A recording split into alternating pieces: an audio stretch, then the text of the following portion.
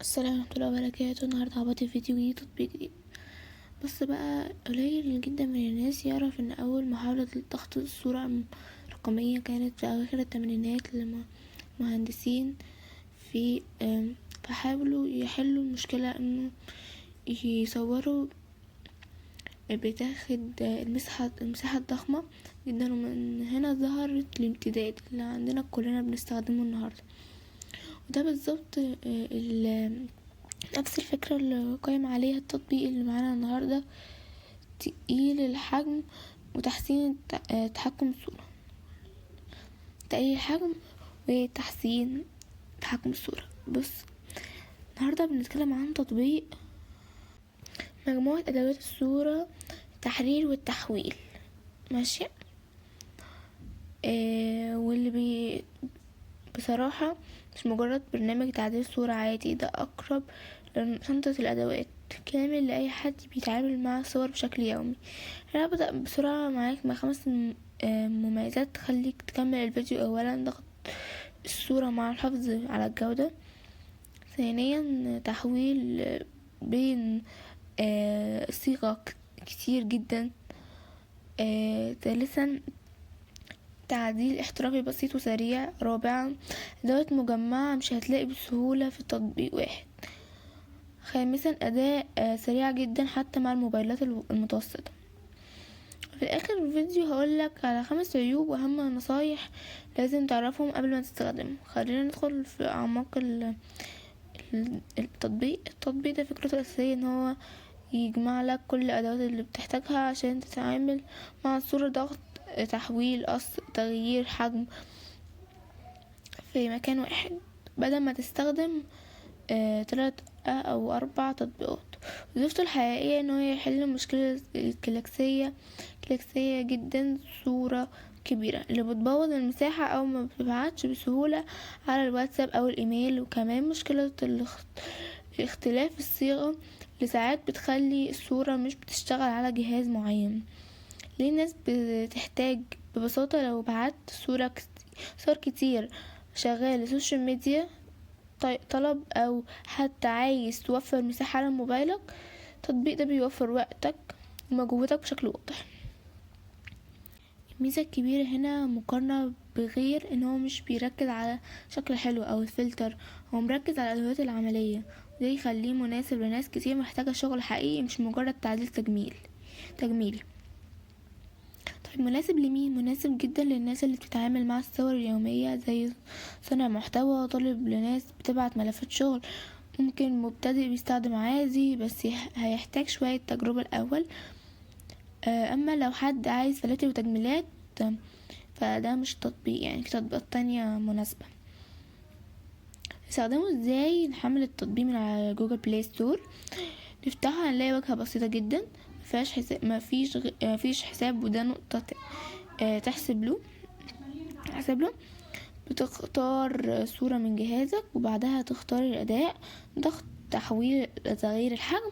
ولو ضغطت الصورة مثلا بيظهر لك مستوى الجودة، وده أهم خطوة لأنك هنا بتوزن بين الحجم والجودة. تدوس حفظ وخلاص. نخش بقى في المميزات الحقيقية مش تسويقية. تطبيق سريع جدا، وده باين فعلا في استخدامه، بدعم الصيغة الحديثة، وده ميزته الناس كتير مش واخدة بالها منه.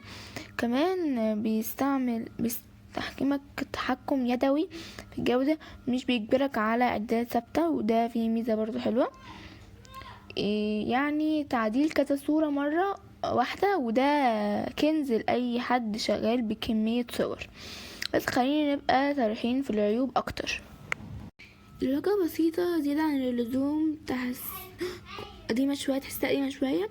مفيش شرح جوه التطبيق، في المبتدئين ممكن يتولوا بعض الادوات محتاجة فهم تنقية بسيطة. الاعلانات موجودة ومش مزعجة شوية. مفيش مزايا تعديل متقدمة زي الفلاتر او الذكاء الاصطناعي.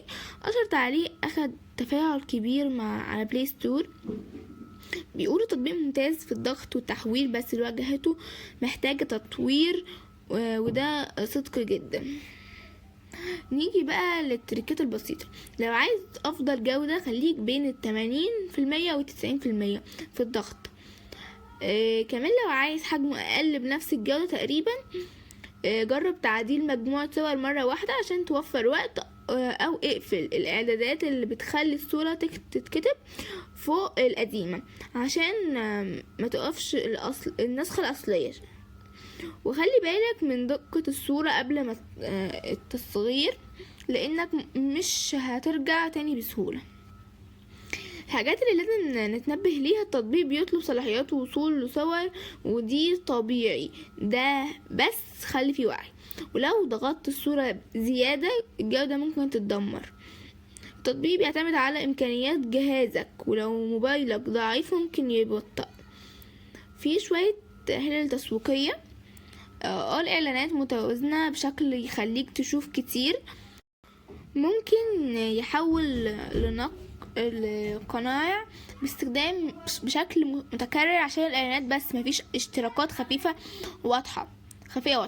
ودي نقطة كويسة جدا. هل ممكن تستخدمه بشكل سيء؟ أيوة، ممكن حد يقلل جودة الصورة حد تاني ويستخدمه بشكل سيء له، أو يغير صيغة الصورة عشان يخفي التفاصيل. بس بشكل عام هو أداء واستخدام بيعتمد على الشخص. مقارنة سريعة: في تطبيقات كتير يعني نفسه او نفس الاعتماد ونفس التطبيق في الصور في الحاجات دي، بس مختلفة. وكل طبعا تطبيق ليه ميزته وليه عيوبه، وفي اللي ممكن يكون فيه حاجات غير اخلاقية وكده. نخش بقى الاحكام النهائيه. هل يستحق التحميل؟ لو انت بتتعامل مع صور بشكل عملي يومي، او لا. ولو انت عايز تعداد الاحترافيه او فلاتر. يستحق مساحه لانه خفيف. يستحق دفع؟ لا، لان في اعلانات مضايقه جدا. في النهاية في 5 عيوب أقولك عليها: واجهة قديمة، أقل شرح، إعلانات مش مناسبة للتعديل الفني، بعض الأدوات مش واضحة. أهم نصايح هقولها لك: 5 نصايح. جرب الإعدادات قبل الاستخدام. احفظ نسخة من الصورة الأصلية، ما تضغطش صورة بزيادة. استخدم تعديل الجماعي. لا عجل الفيديو، متنساش لايك واشتراك في القناة عشان يوصلك كل جديد ومفيد. سلام.